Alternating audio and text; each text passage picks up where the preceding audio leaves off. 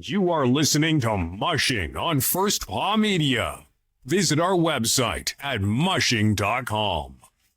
Hello and welcome everybody. This is Robert and you're listening to our continued coverage of the 2025 Iditarod here on the Burl Arch podcast. I am in Nome awaiting the finishers, and Roan is in Talkeetna and Michelle is in Willow. Michelle, how's it going today? You know, Robert, I was so excited this morning. We had snow on the ground for the first time since basically Christmas. So I was really super stoked. I got all the way into Wasilla, snow on the ground. Come lunchtime, it was all gone. Oh man. And Roan, how's it going up in your neck of the woods?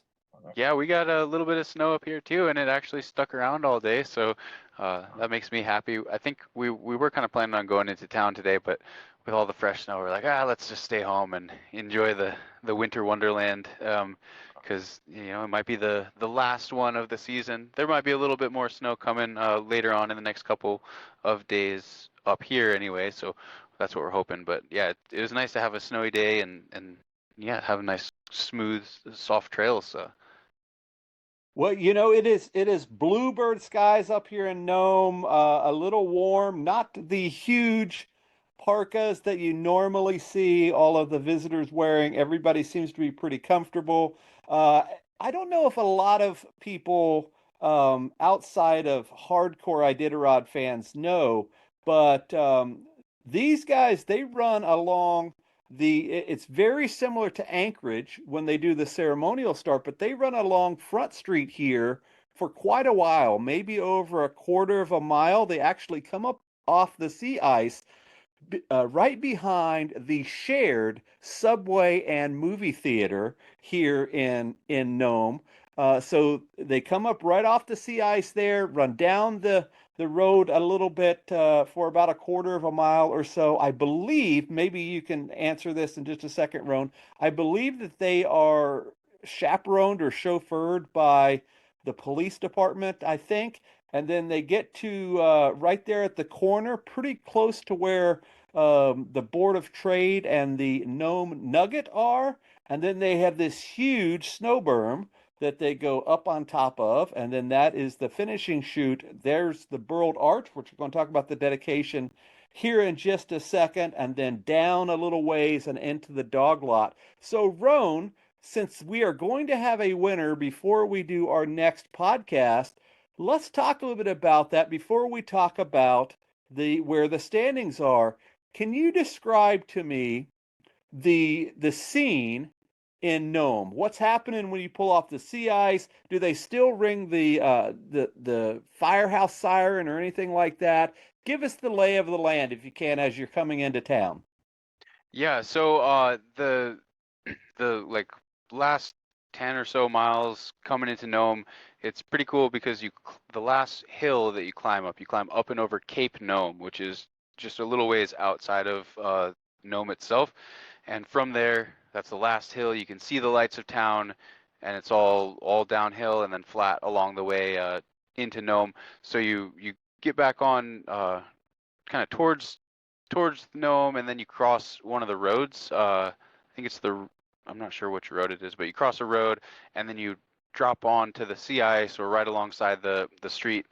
And the last couple miles, you're going into town, you start seeing buildings, you start seeing people driving along, waving, honking their horns, and then that little bit up off of the ice back onto the street, like you mentioned, by the subway and movie theater there. You get up there, and then typically they'll have a police car driving down the street in front of you while the musher is out there, so they don't get hit by a car, and then they'll pull over as you get into the finishing chute, go across a stretch of snow up on to the platform there, and there's the Burl Arch, the flags, the lights, lots of people, and you cross the finish line, and then you've just finished the Iditarod. Simple as that.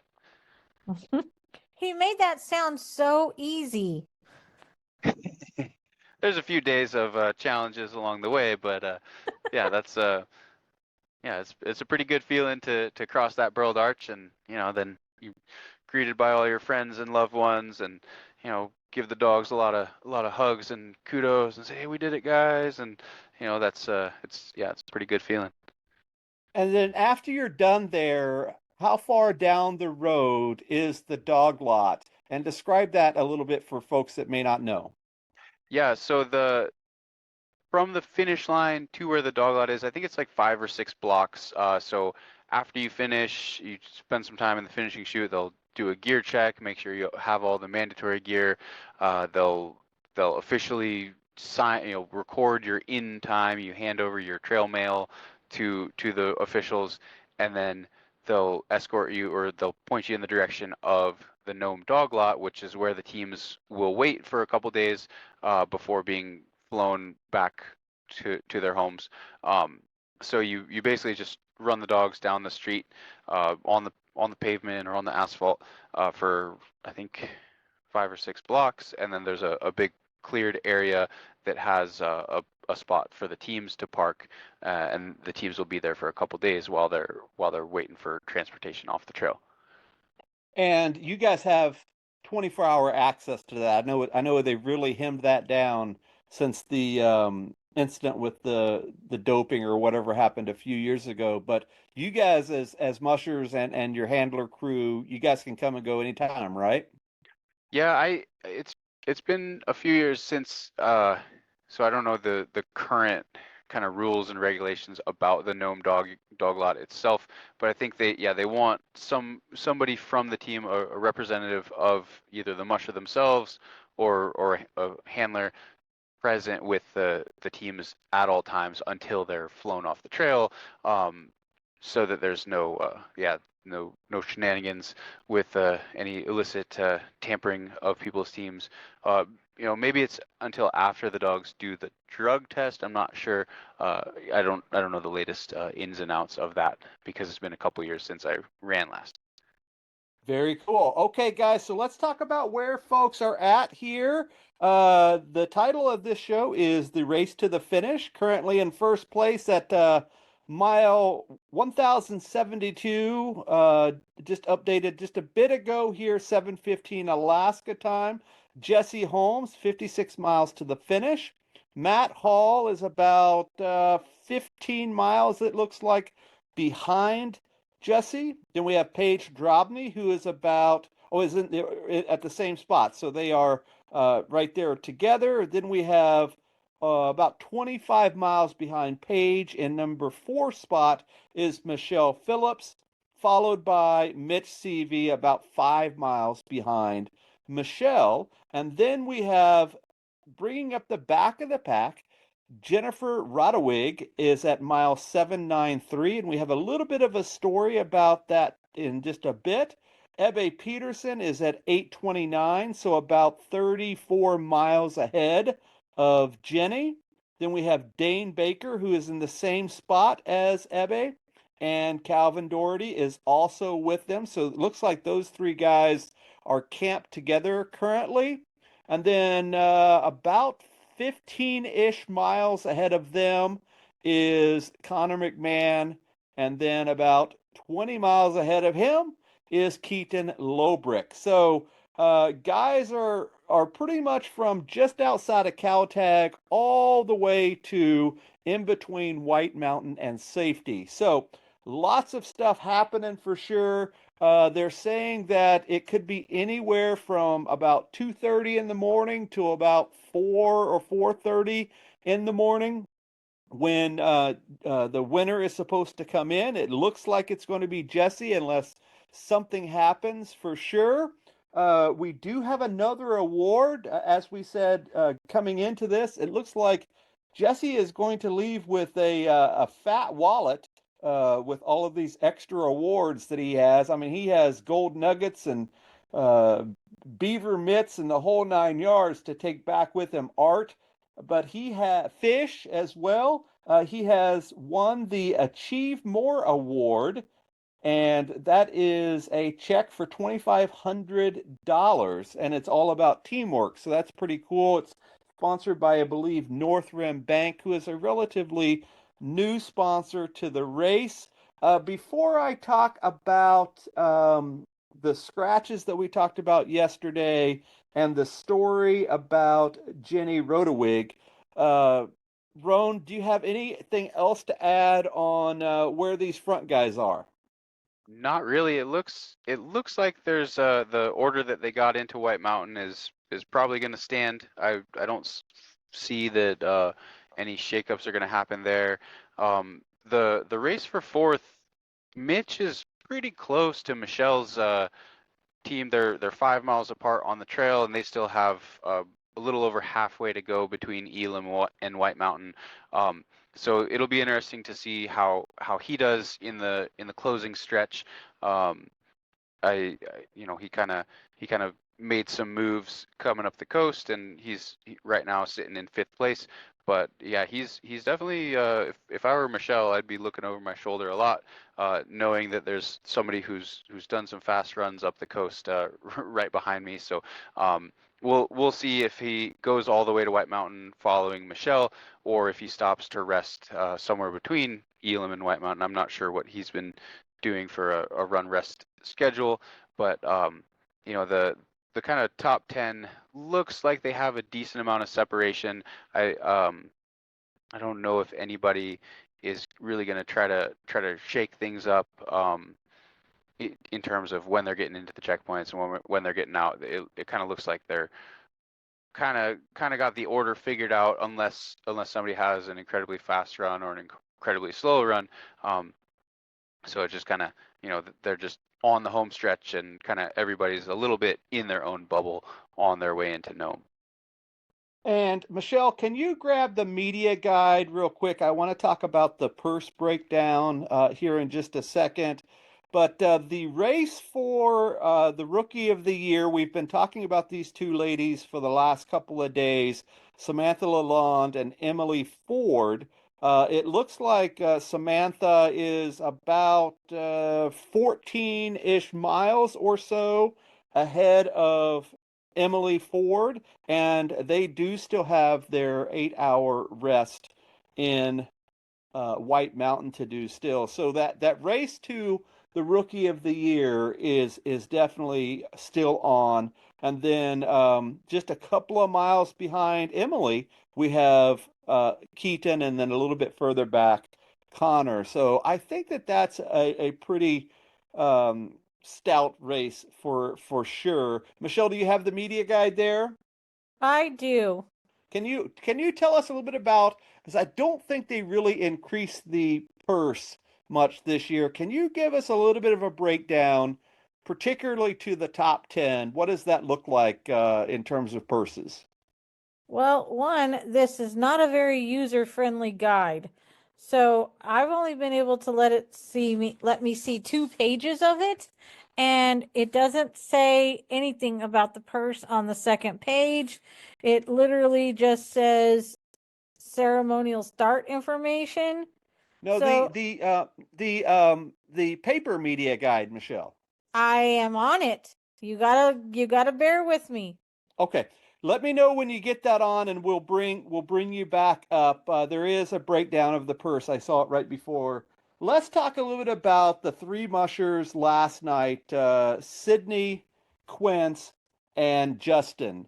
We had some speculation, but no formal news from Iditarod. They did withdraw Quince and Sydney, and it's caused one heck of a firestorm on social media. And Justin Olness was given the option to scratch.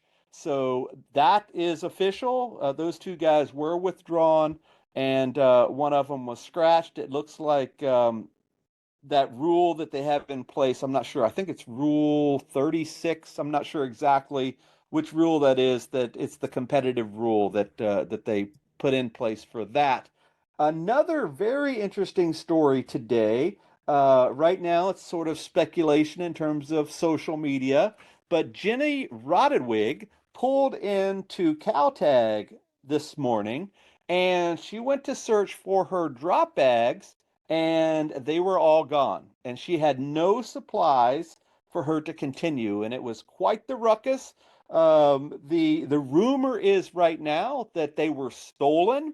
I don't know if that's necessarily the case. I do know that when mushers are pulled out or scratched, they allow other mushers to kind of go through and pick through the drop bags that are there. But the point is she had no drop bags to use. Another portion of that rumor is that they moved on the volunteers down the trail that we talked a little bit about last night in terms of that competitive rule, and they were sort of picked through by somebody local. Was she the only one that had her stuff messed with? It's my understanding because Ebe was already on his way, 15 or 20 minutes or something like that, but I did not hear that that was an issue for him. So I don't know the full story. We will update you guys when we get back. But Roan, can you speak on that a little bit? If there are drop bags in the checkpoint that somebody has scratched, whether they are dog food drop bags or people stuff, meaning people food and that sort of stuff.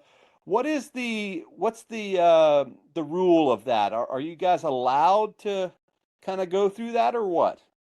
Yeah, so generally what happens is after the teams go through, the mushers will have their non-perishable goods, so things like dog booties, spare gloves, dry socks, things that aren't going to get nasty if they sit for a long time in a warm environment. All the non-perishable goods will be put in a return bag, and we have return bags that get sent off the trail. So you can't send the dog food back because it's just too much of a logistical nightmare. That gets used by the locals, and like you said, gets used by other teams. So if you're in the back of the pack and your dogs are eating a lot of salmon, say that's what they really like, and you hadn't sent out a ton of salmon on the race, you could actually go through the drop bags of teams that had been down the trail and see if there's any salmon snacks that people had left behind, and you could use those and feed that to your dogs. So the generally the return bags get taken, they get kind of separated from the drop bags. So usually what we would do is we'd put our non-perishable goods inside of the return bag inside of the drop bag, so that even if you get through the checkpoint, you just pull out your return bag, put it in the return pile, and then keep going down the trail, knowing that your stuff like booties and socks is being shipped back off the trail. So yeah, we don't count on getting any of that food back. It is, that would be frustrating to get to a checkpoint where you're trying to get your extra set of dog booties or any kind of gear for people gear that you need, and can't find it. So then you're scrambling trying to figure out where to get a new set of booties for your dogs, and maybe she had planned on having something in CalTag, so that would be pretty frustrating. It could just be that there was a snafu in the checkpoint, and maybe they had thought that she was one of the teams that had been withdrawn, so they moved the drop bag somewhere else. I'm not sure. I couldn't speculate, but it's definitely got to be frustrating for her, and something that now that she's the very last musher is probably kind of going to weigh on her mind as she's heading down the trail to Unalakleet, thinking, man, I hope I don't get to Unalakleet, and they say, hey, you're not being competitive enough, because now she's 30 miles or so behind the two teams in front of her. So they've already withdrawn a couple teams. So where's the line of when they're going to stop withdrawing teams for the reasoning of competitiveness? You could say every team out of the top 20 is not being competitive. There's not a monetary prize for those teams. So maybe they'll just start axing everybody up to 20th place. There's not really a defined rule, and I think it's something that should be looked at when they kind of do the yearly revision of the rules, because I think it should say something to the nature of a fixed time requirement. After 10 days on the trail. Obviously this year will be a bit of a bit different because it's a different trail, but there should be something a little bit more definite of how teams are withdrawn, because it's pretty vague at this point of well, you're not competitive. What does that mean? I mean, there's a Red Lantern award given for the last place team in Iditarod, and it's one thing to be the last musher down the trail. It's another thing that there have been battles for the Red Lantern in years prior where two teams at the back of the pack say, oh, no, you go ahead. I think my team needs a little extra rest here. No, you go ahead, because the second to last team doesn't get any award, but the last team gets the Red Lantern. So, people have duked it out to get the Red Lantern award. But then this, in recent years, it seems like they're kind of pulling teams, with an arbitrary amount of, not really much warning or not much kind of, like in the case of Sydney Ball's, for what it sounds like, they just she was getting ready to leave a checkpoint and they said, hey, we're going to withdraw you or you can scratch. And it kind of came out of the blue, out of nowhere. And, that's kind of doesn't sit right with me personally. Yeah, very interesting stuff there. Speaking of that competitive rule, I'm not sure exactly what it says in the rules for Iditarod, but I do know in the mid-distance races they have a very similar rule, and I think it says something like 36 hours from the winner or something like that, which is quite a long time for a 200 or 300-mile race. That's a day and a half for a race like that. But yeah, I agree with you. If that is not there, it definitely should be there. I think it definitely has to be longer than 36 hours because that's not very long at all in terms of a 1,000-mile race. But yeah, it's something that I think needs to be addressed. So Michelle, before we jump into our stories, tell us a bit about the purse breakdown. Roan just mentioned the top 20. We were talking about securing first, second, third, fourth, and fifth place. What does the money look like, at least from last year? Well, from this year, it says for the 2025 Iditarod, the purse is a minimum of $550,000, with the highest percentages paid to places 1 through 20 and $2,000 for finishers in places 21 through the last musher to finish. And there is not a breakdown of first, second, third, fourth? There is not, through the information I was able to gain. Like I said, the Iditarod website is not always user friendly. But I mean, that's just the way that it is. What can you do about it? Not a lot. Okay, well, we're going to find So that out. I will be able to tell you about the competitive rule if you want to give me a second about that. Okay, tell us about that. Let's talk about our first story as Michelle's looking that up. We have been waiting all week for this. It was supposed to be on Tuesday, then it was supposed to be on Wednesday, then it was supposed to be on Wednesday night, then it was supposed to be on Thursday afternoon, and then it actually happened at noon on Thursday today, and that was the dedication for the Burl Arch. And as we talked about in the last couple of days, it was covered up in a tarp so nobody could see it. At 12 o'clock sharp, we had the mayor of Nome, Greg Nordman there, and Rob Urbach. Each one of them gave a little bit of a talk. They talked about how the original finish line, they did not have one. So a local guy in Nome says, man, we got to have something that signifies a finish. So he ran down the road to the local store and bought some Kool-Aid. I believe he said cherry flavored Kool-Aid, and sprinkled it across the ground to have a official finish for the arch. So they've had 3 arches now. They're lasting about 25 years apiece. So this is the 3rd one. So if this one lasts that long, I will hopefully this will hopefully be my last one that I see in my time. I guess maybe a little longer. But it's a beautiful rendition that Ramey and his crew did over the summer. It is awesome. It's huge. It's much bigger than the one last time.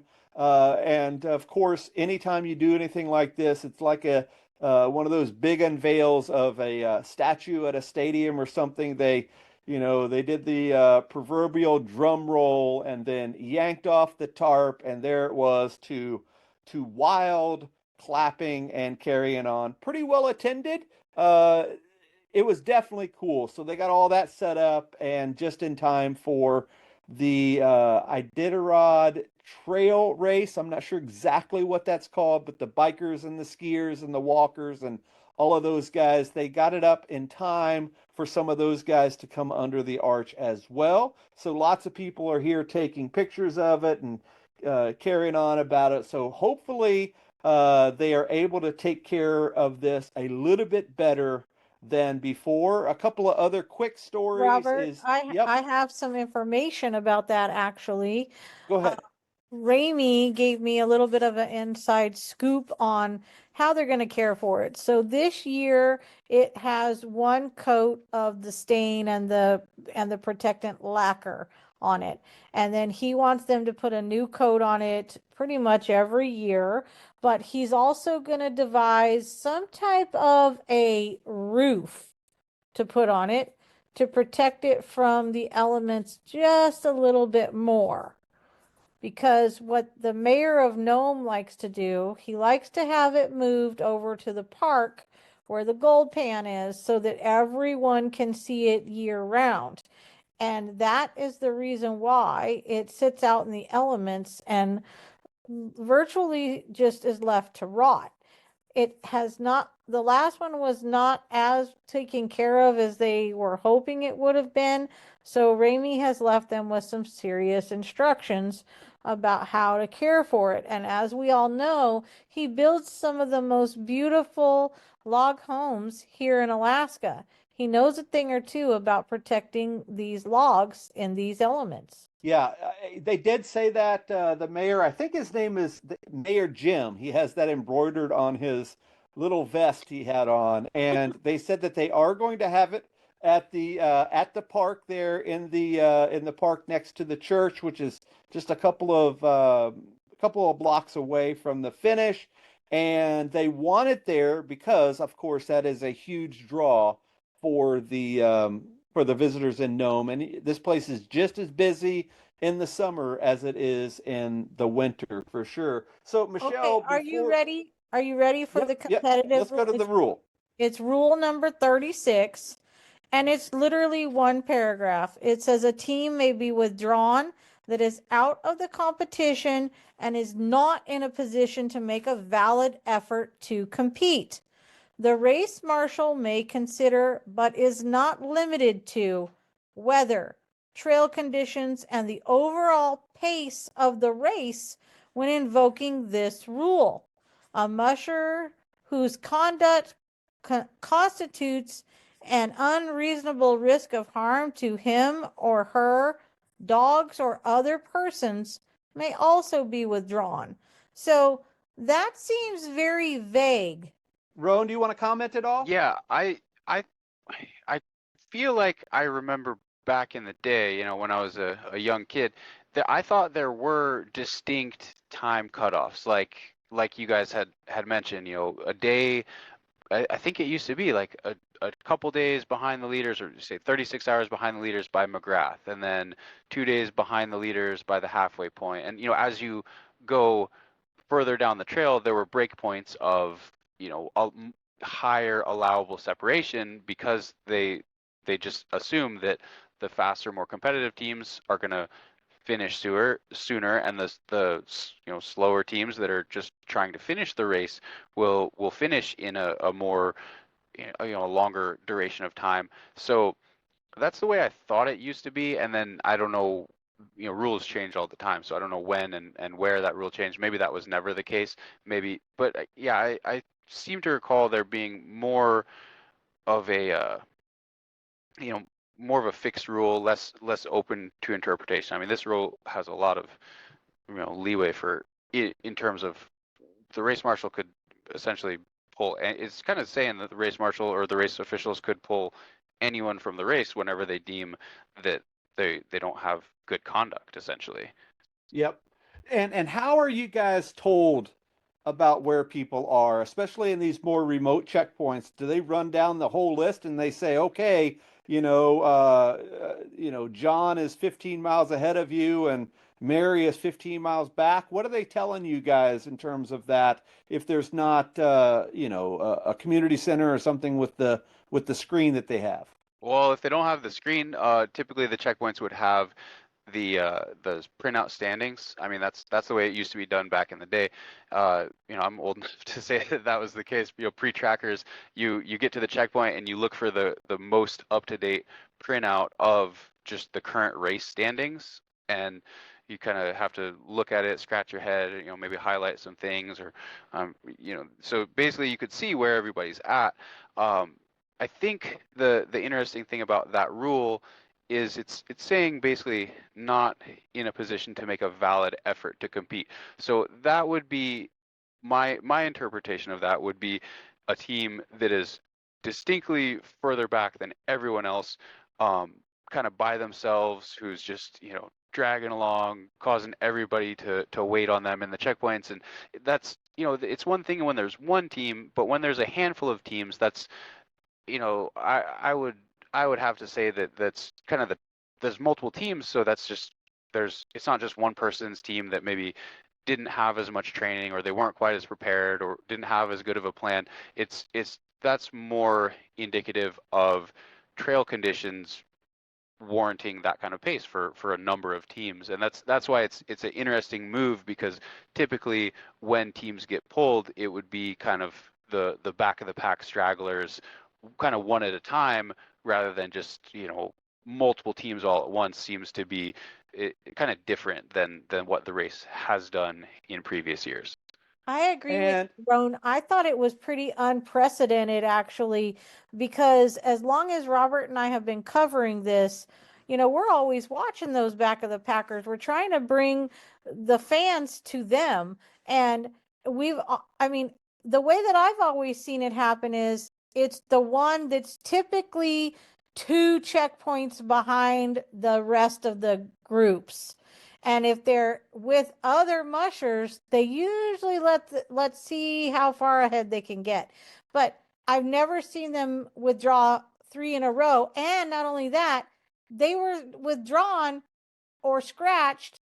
Justin Olness scratched while the other 2 were withdrawn. He was at a different checkpoint than Quince and Sydney. So I found they're sort of given a choice. They either say you either scratch or we're going to withdraw you. Right. That's where that conduct rule comes in. They say, okay, guys, you can make this decision on your own, or we're going to make it for you, type deal. Kind of like sounding like your parents back in the old days. You can either clean your room or you're going to pay for it tomorrow. One of those. But anyway, this rule has been so vague over the years. Like you said, Michelle, all the years we've been doing this, I mean, there have been suits filed and all sorts of stuff for people that have been withdrawn, and they don't think it's right. Then they go home and get a lawyer and go to court. I don't know what ends up happening. A lot of times, these guys that do get withdrawn, they never come back. So you just never know, because I would imagine it can leave a pretty sour taste in your mouth, because I'm sure all of these guys have full intention of doing their absolute best. Nobody's going to go out and say, hey, I'm going to be the absolute slowest person that I can possibly be on this trail because I want this little Red Lantern award that they're going to give me and, hang my hat on it forever. I think everybody is giving at least a valiant effort with it, but, we could have an entire podcast series about the competitive rule. But in interest of time, let's move on. Go ahead, Michelle. I was just laughing that you said in the interest of time. Oh, yes, we're trying to be competitive with our listeners' time. So I had the pleasure of having breakfast today with the co-chief vet. His name is Dr. George Cloister. He is the co-chief vet. He lives in Eagle River. Remember, Stu Nelson passed away earlier in the year. Roan's dad gave one heck of a tribute to him at the ceremonial start. Probably the best speech of the night for sure. He told it from a dog's perspective. Of course, the man who writes the book called Dog Man is going to give a perspective from the dog's point of view. We talked a little bit about that last night, about Roan's dad and the name of his book. But anyway, I had breakfast with him and David Pike. David Pike is the sponsor of the Sepala Humanitarian Award. That is an award that is voted on by the veterinarians. And David Pike, he is an attorney from Kentucky. He is a big time supporter of the race, and he has this thing called the Pike Dog Wellness Initiative. So he's all about this. It started during COVID, and what he started it with was he would give $500 to everybody, I think in the top 10 or top 20, for vet care. So it was sort of like this secondary award. If you come in the top 20, I'm going to give you $500 that you can use on vet care. So he's all about dog wellness. So a couple of years later, he ended up sponsoring the Leonard Sepala Award, and he was always telling me he did not know how this award was divvied out. So when we were speaking to Dr. Greg, he said that the vets, this is a top 10 award, so top 10 finishers, they pick 3 teams out of the top 10. The vets at all the checkpoints say, okay, we like this guy, we like this girl, we like this team, whatever. So they have the top 3. And then when they come into Nome, a totally secondary vet, somebody that did not vote previously, has the teams go through a secondary exam. They check out their gait. It's a pretty intense examination, and whatever team meets that criteria is the winner of the Leonard Sepala Award. And at least in my understanding from the races I've ever been in, there are 2 very sought after awards. They are the Sportsmanship Award and the Humanitarian or the Vet Award. And that's what this one is, the Vet Award. So a little bit about this place where we had breakfast before I turn this over to Roan so he can tell us a little bit about this award from his perspective. So we had lunch at this place called the Pingo Bakery. It is the quote-unquote fine dining establishment in Nome. They have really good food. It has 3 tables in it, so it is a very small place. During Iditarod, it's open seating, so whether you like the guy or not, if that's the only chair, that's who you're sitting with. So we just happen to sit with Dr. Greg. And they have a dish on the menu called the womlet, which is a half omelet and half waffle. And in that womlet, you can either have king crab or salmon. So it's this delicacy omelet wallet combination. I did not have that. David had it yesterday. Says it's quite tasty. I just had a regular old Belgian wallet. So Waffle. waffle. You said Belgian. You said Belgian wallet, and I know everyone is laughing at you, but Yes. you're exhausted. Speaking of wallets, David picked up the tab for this breakfast. The 3 of us had pretty much the same thing. I keep wanting to say wallet. Each of us had a waffle, and it was $72 for 3 coffees, a little thing of fruit, and 3 waffles. So that is Nome prices for you. I know people really get a kick out of that. It's Roan, the eggs. Whoever had the eggs. nobody had eggs. No, we only had a waffle.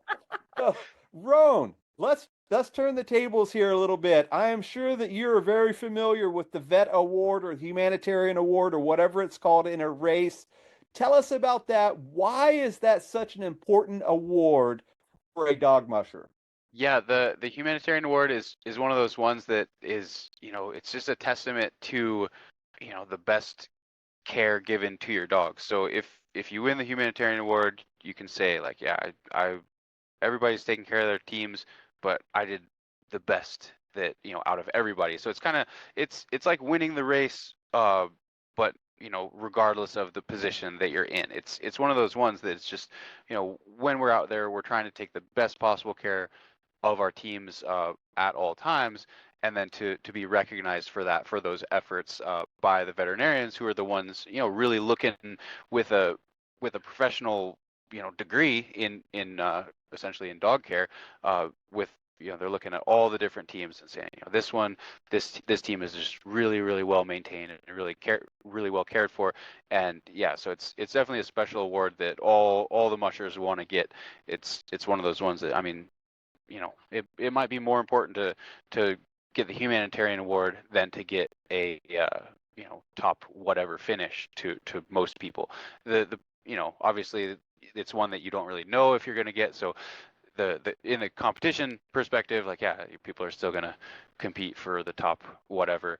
But yeah, whoever gets that, I don't think anybody's been like, oh man, like, this is not an important award. I think everybody agrees that it's a very important thing to celebrate and to recognize. And yeah, I know that I don't know exactly. That's interesting to hear that's how they'll present the award. I think it's been done differently in years prior, but I'm not sure. I thought there was some kind of a scoring system basically that did slightly favor teams that had a larger number of dogs getting to the finish line because the dogs were kind of assessed based on kind of each dog was given a score for attitude, smoothness, and kind of just a lot of different factors. So the more dogs you had, the higher your cumulative score would potentially be. But I don't know if that's always been the case, or if they've changed it in recent years and kind of revised the scoring system. It sounds like it's changed a little bit since I the years that I know. Nope, that's exactly what he said. I glossed that over a little bit, but he said that there was this scoring system that is done on an Excel spreadsheet in the middle of nowhere. And they're scored on a bunch of different things. And then they have the top 3 out of all those teams. So they bring them all together, tabulate the Excel spreadsheet, and they say, okay, well, here's all the scores. And we have John, Mary, and Susie are the top 3. We're going to carry those on. And then after they get to Nome at the finish, those top 3 are evaluated again, from my understanding, from a vet that did not score them previously. So it's kind of like the wild card, if you will. They have those 3 vets along the trail, and they could be 3 different vets to 3 different people, I guess, depending on how many vets there are. And then this secondary vet here at the finish. So it's a pretty big undertaking, if you will, from a mathematics perspective and scoring perspective to try to figure that out. Last question on this, Roan. Have you ever received any of these other ancillary awards like sportsmanship or humanitarian or vet award or any of those in all of your time racing since you were a kid? I don't think I did. Trying to think back. I don't think so. I try to be a good sport, but I don't know. Maybe I've got too dry of a sense of humor, or maybe I'm just too focused on the dogs to I don't know. Yeah, I haven't got a sportsmanship award, I'm pretty sure. And I have not, up to this point, received a humanitarian award in a race. But that's definitely something that I would strive to be one of those recipients one day. So. And you did say, I believe, earlier in our coverage that you've never received a red lantern and you've never scratched. Is that right? That is correct as well. I received, I think, 1 Rookie of the Year award for the Kuskokwim 300. That my rookie year. That's kind of an interesting race because you have to receive the Rookie of the Year. I think it has to be your first 300-mile race, or maybe, I don't know. They have a distinction for that specific race of you can't be like an Iditarod finisher and then go run the Cusco 300 and get the Rookie of the Year. It's a slightly different one than just being the first person who's down the trail as a rookie in that particular race. Very interesting. Michelle, anything to add on that before we ask our question of the night from a fan? No, I think that you guys are covering it quite well. All right, so let's go to this one. It looks like it's Rosie Picone. She sent this to me at about 5 o'clock in the morning. One of the other Musher Facebook posters for one of the mushers out there, their family member said they woke up to it as well. It could have been Wade Mars or Sarah Stokey. I don't remember exactly who, because it was 5 o'clock in the morning, but they said Oh my goodness, we all woke up to seeing Jesse Holmes's tracker flying down the trail at 35 miles an hour or whatever they said. And the question was from Rosie is why would this happen? And this was before the story broke. And I said, well, it could be a couple of different reasons. Number one, it's a glitch. Number two, it's a scratch. Because often you will see all of a sudden somebody stopped, and then you will see a tracker going 110 miles an hour. And often that means that the tracker was put into a plane or something, and it's going a heck of a lot faster than a dog team. Well, as Rosie said, either they were really cruising down the trail really fast, or his dog ate their Wheaties for breakfast. So the story is he dropped his tracker at some point last night to this morning, and somebody found that out. I assume by following the trackers online, and somebody picked up his tracker on a snow machine, I assumed, and flew down the trail to give it back to him. And that is why it was going 30 some odd miles an hour. So that's that. Now He was wait, now wait. Is that considered outside help? I don't think so because you can do the race without the tracker. The tracker really is for really, I guess Rowan could speak on this further than me. It's more for the fans than it is necessarily for the race to continue because there are many other races out there where trackers are just glitching all the time. I mean I mean you want to hear a bunch of fans go into a tizzy, have one of these smaller races have the trackers not working and they are in an uproar. Roan, what can you tell us about that? Is it a fans thing or is it slightly on the race side of things? What do you think? Well, I'm looking at the race rule right now for mandatory items, and I'm not seeing a tracker. It says any promotional material provided by ITC, so that it could be argued that that's promotional material. They might have a separate rule for trackers. I don't know. I'll have to go through it, but yeah, I don't know. I think you can kind of see where if you look at the analytics on Jesse's time, somewhere between Elam and White Mountain. I think it was in that run. Uh, the speed drops to zero for a while, unless that was during a rest. But yeah, it might have been just outside of the checkpoint that the tracker got dropped or got left. Or so I think the race officials will periodically change the batteries in the tracker because obviously the batteries are not the same the whole time. So maybe one of the race judges or race officials changed out the tracker but didn't put the safety pin in and it fell off of his sled, and then they were like, oh no, here's Jesse's tracker, we better run it out to him just outside of Elam or something like that. But yeah, I'm not seeing it listed as mandatory gear, so I wouldn't get too caught up in it.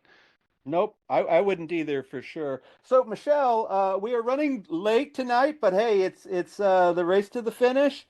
Who do you have for us in the Musher profile? Running out of names. My goodness, we've been doing this for over 2 weeks, and there's only 20 some odd people left. So who do we have? Hey, I think I'm gonna bundle them from this point out after tonight. So probably one of the more private mushers in the field is running the puppy team for Turning Heads Kennel with Travis Beals out in front of him by a few checkpoints. Ebbe Peterson is our final rookie musher that we will be profiling. I have profiled all of the remaining rookies this season on this show. So I'm out of rookies to promote. Ebbe is from Norway and since 2004 has participated in many ways to assist the Iditarod as a volunteer at the Takotna checkpoint, which is when he first witnessed the race.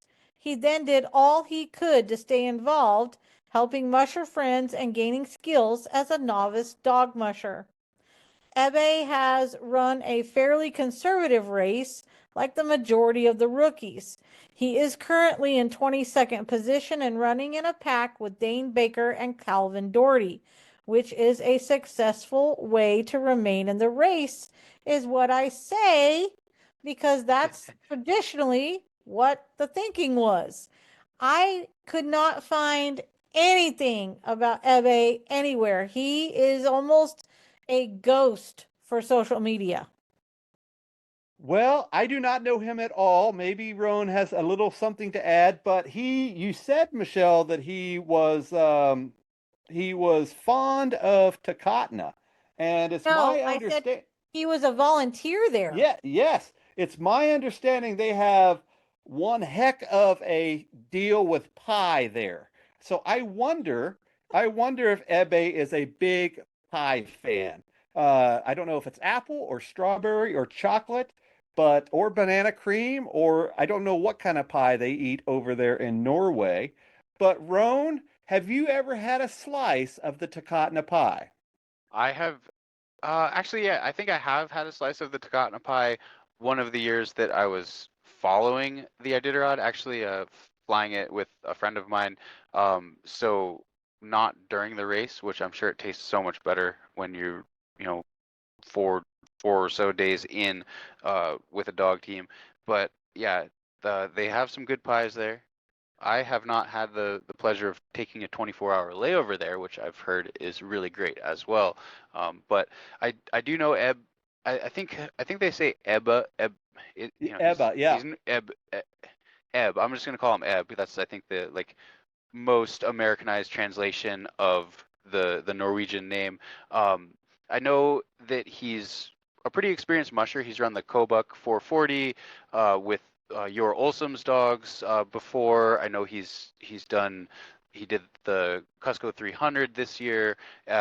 Some of the other I think he did the Knick 200 this year. So he's pretty experienced, and I think spent a lot of time on a dog sled, and looks like he's just having a great puppy running Turning Heads Kennels puppy team. Looks like they're traveling with the other puppy teams from some of the other Iditarod kennels. So that's a good way of getting the dogs experience and just having a nice enjoyable trip down the trail. So that's that's about what I know about Eb or Ebba or Ebby, however you want to pronounce it. So yeah, you had mentioned the puppy teams on those other teams. It looks like he is with Turning Heads Kennel. Dane is with Matt Failer's kennel, and Calvin is, I believe, he is with Mitch's kennel. Is that right, Roan? I think Yeah. that's my understanding as well. Yeah, Okay. that's the information we covered when we did Calvin as our musher profile. All right, guys. So before we close tonight, Roan, anything you want to add to it's looking pretting good for us. Any last minute thoughts here before we have a finisher? The looking at the trackers and the people's in and out times, it looks like Matt Failer and Nick Petit are running together. I know they did that on the coast last year. I think they made a little, maybe they are. I think they are. Last year, Nick Petit and Matt Failer traveled a section of the coast together. They kind of said, okay, well, let's camp together here. One of the person's teams had maybe a little bit better group of dogs that would lead across the ice, and then somebody else's team would do better in the hills. So they kind of took turns traveling together.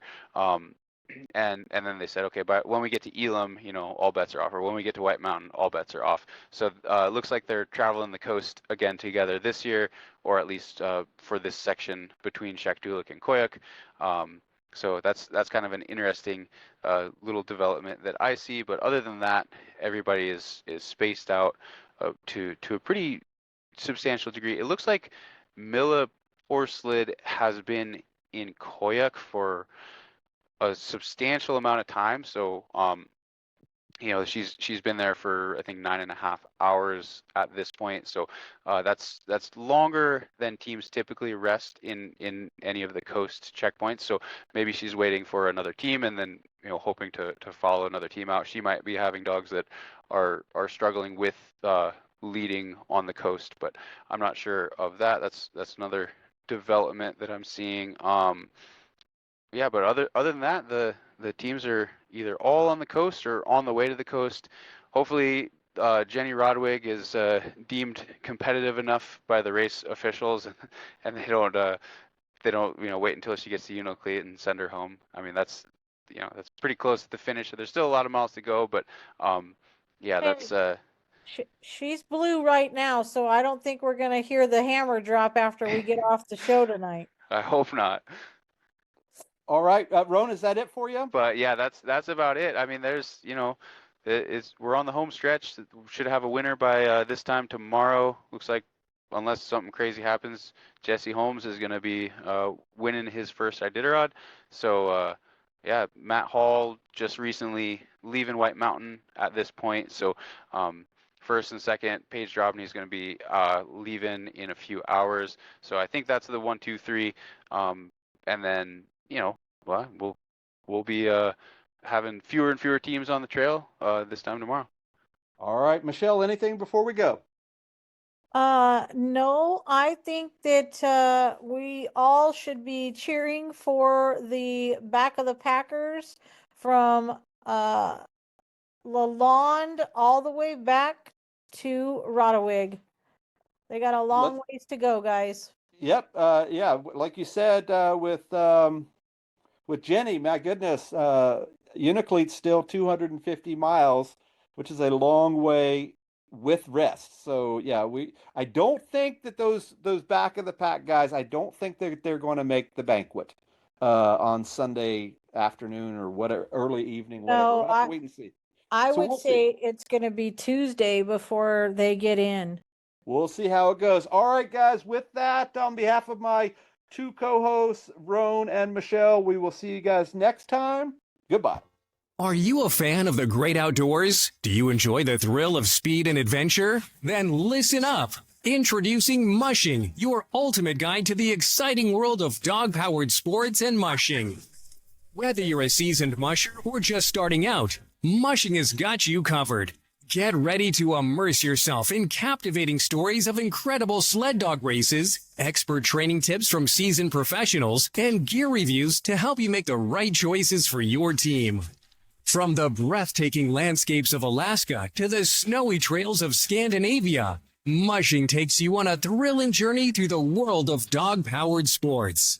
Don't miss out on the latest issue, packed with exclusive interviews with top mushers, in-depth articles on sled dog nutrition, and stunning photography that will transport you to the heart of the action. So whether you're dreaming of competing in the Iditarod or simply want to learn more about this incredible sport, Mushing is your go-to resource. Subscribe now and get ready to unleash your passion for mushing. Visit our website at mushing.com. Find us on your favorite podcast platform. Mushing, where the spirit of adventure meets the power of the pack.